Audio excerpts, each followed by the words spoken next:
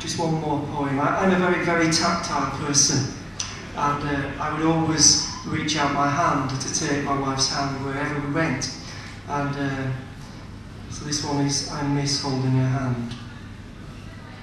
How I miss holding her hand, looking at pebbles and shells as we trekked across sand, missing the touch of her hand. Oh, how I miss holding her hand, surveying the sea and the land from lofty cliff tops so grand, missing the touch of her hand. Oh, how I miss holding her hand, mingling with the crowd in the town, watching the dancing, he and the band, missing the touch of her hand. Oh, how I miss holding her hand, perusing the flowers and shrubs in the garden but carefully planned, missing the touch of her hand. Oh, I miss holding her hand, indoors and outdoors, every place I walk, sit or stand, missing the touch of her hand.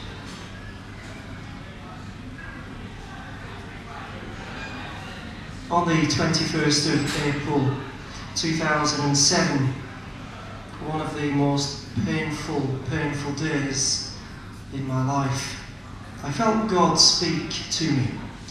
And this is what I felt God speak deep into my soul. He said this: "It wasn't meant to be this way, son. It wasn't meant to be this way, son." Those words breathed comfort into the very core of my being. God reassuring me of his fatherhood, and the explanation that death was not in God's original best, but necessary because of the fall. It was a key moment in my life when God spoke those words. It's not meant to be this way, son. You see, if that's God's best, then life stinks. And that's exactly how I felt at that time, and God knew that. You see, there is a paradise lost. It wasn't always this way. There's a paradise lost and there's a paradise to be gained. This bit in the middle is not paradise. This time here on earth is not paradise. And if that's what you're expecting, you'll be bitterly disappointed all the days of your life. It's not going to be that way. The Bible teaches about the original creation. If we look at the very first chapter of Genesis, in verse 31, we read that God saw everything that he had made, and behold, it was very good. That is as it was, the original creation. It was very good. It was a place of perfect harmony. There was a perfect harmony between man and God. And man related to God as God, recognizing that he's the daddy, recognizing that he's the boss, recognizing that it's his world. So man lived according to God's plan and purpose. And he enjoyed God's rule. Because when the king is 100% just, when the king is 100% loving, when the king is 100% self-sacrificing, it's great to belong to such a kingdom. And that is how it was. So where does suffering fit into that kingdom? It doesn't. There isn't any. No suffering, perfect harmony. See, suffering stems from rebellion against God. We trace suffering back. That is where we find the source of suffering. When creation rebels against the Creator, suffering is inevitable. It comes with it. Satan was an angel created good, but he rebelled against God. And in Isaiah 14, we see the picture there in 12 to 13 of Satan falling. Suffering started.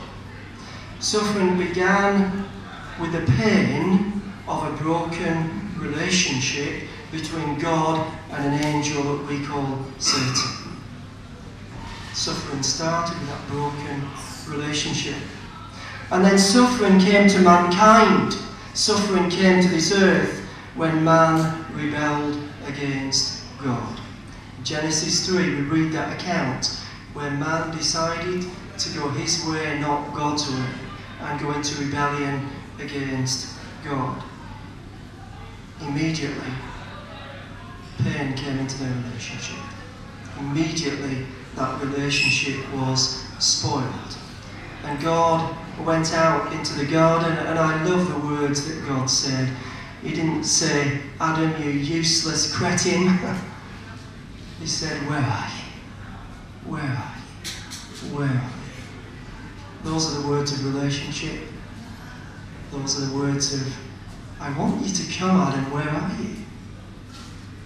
But Adam had distanced himself from God.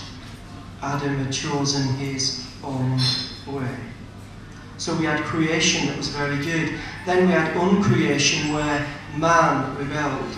And then there's a time coming in the future where there is new creation. I'm just going to read a few verses about that. It comes at the end of the Bible in Revelation 21.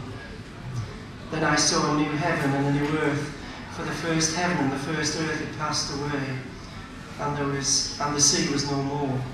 And I saw the holy city, New Jerusalem, coming down out of heaven from God, prepared as a bride, adorned for her husband.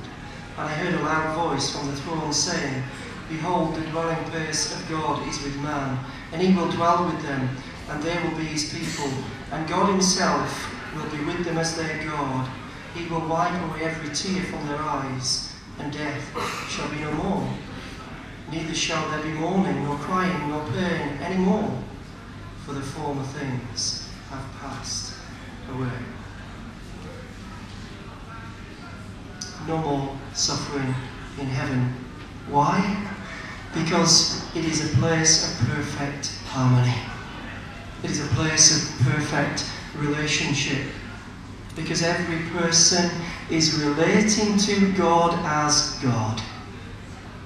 Every person is rightly relating to the King and his kingdom.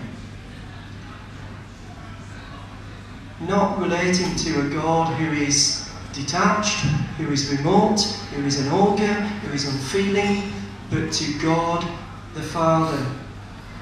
The type of father who says to his son, This is my beloved Son. In him I am well pleased. That's the type of father. And when God said to me, it wasn't meant to be this way, Son, he was speaking to me as my heavenly Father. Not as my ruler, not as my king. And he didn't say, pull yourself together, man. So it wasn't meant to be this way. Heaven is that place of perfect family relationship. Most people on this planet long for perfect family relationship.